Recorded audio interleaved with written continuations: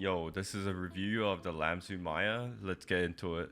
One thing I'm going to talk about right away is the build quality of this mouse. My copy has a lot of creaking when I squeeze it on the side, and there's some minor flexing on the left side, and it does feel like I could break it if I put more force into it. Luckily in game, this will never become an issue unless you death grip it. The shape of this mouse is really nice. It's a mid-hump, small size mouse, and despite being a small mouse, I can still aggressive and relaxed claw this mouse with my 19.5 times 10 hands.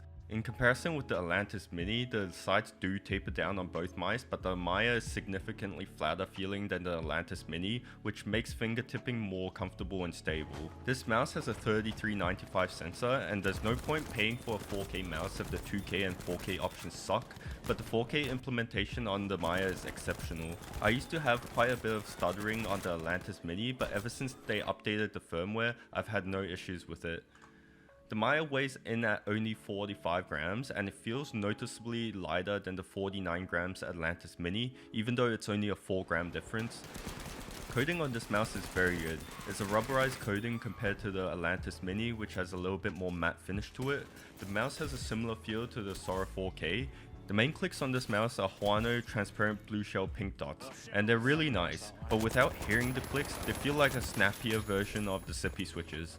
It has a slight hint of dullness compared to the Atlantis Mini, and it has a little bit more pre-travel in comparison. Side buttons have barely any pre and post travel. They're very spammable and in a good position even though my thumb grips lower on the mouse. The scroll wheel has a nice texture, but my copy has some creaking in one of the notches when you put some play on it.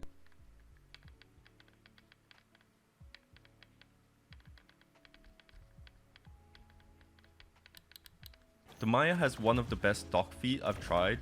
The speed is not as fast as aftermarket skates like the X-Ray Pad Jades, but it's still plenty fast for stock feet. It's smooth and performs really well, so I wouldn't worry about changing them. Like the coating though, they collect more dirt than a lot of my other mice. It could be because of the red color being flashy, so you notice it a bit more, but it's also just another cosmetic thing and doesn't affect performance in any way. Overall, it's a really good mouse and I will put it in S tier despite the mouse feeling less durable.